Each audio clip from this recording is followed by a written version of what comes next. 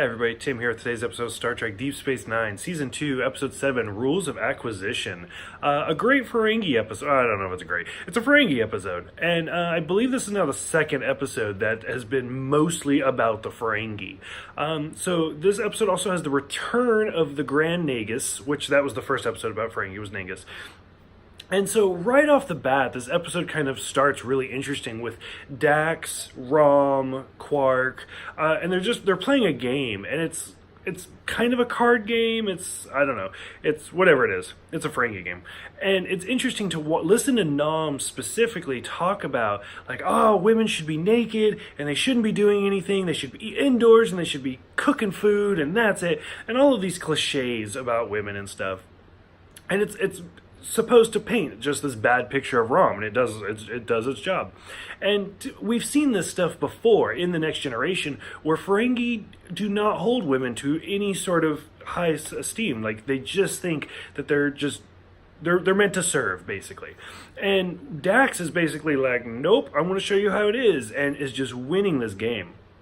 So, meantime, Quark is in the bar, and he's trying to come up with all of his get-rich-quick schemes, and he has a new waiter, I guess you'd say, whatever it is, Peel. And this guy is just a genius. He's quoting the rules of acquisition, he knows what to do, and he's just like outshining Rom, and he's giving Quark everything he needs. And it's funny, because they start quoting the rules back and forth, like, it's always good to suck up to the boss, and stuff like that.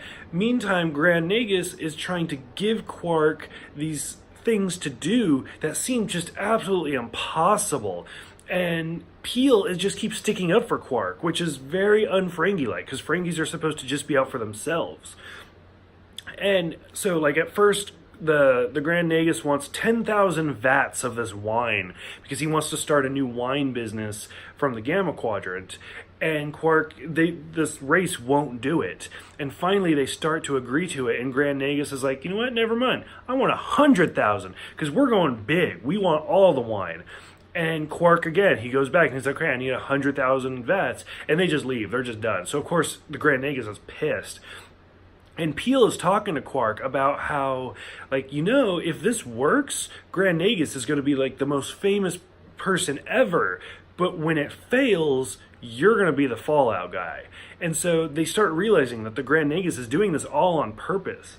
Now, this episode's really interesting, because on the flip side, Peel is just all about Quark. And there's a scene where this is one of the first episodes to really touch on homosexuality. We saw a little bit of opportunities in the Next Generation, but to be honest, they always fell flat. They never really did anything. This episode really touches on it hardcore, where Peel is talking to Dax, and Peel's like, you know what, I love Quark. And Dax is like, you know, I can tell. Like, I see the way you look at him. I see the way you help him. You're really in love with Quark.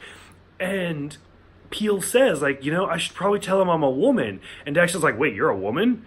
And you get that moment where you're like, Dax totally thought that Peel was a guy interested in Quark. And she was fine with it. Like, it's kind of paints a new picture for Dax, where she is now that character that is your confidant. You want to go to her. You want to talk to her. And she's okay with it no matter what you got. She has 8 lifetimes. She's seen it all.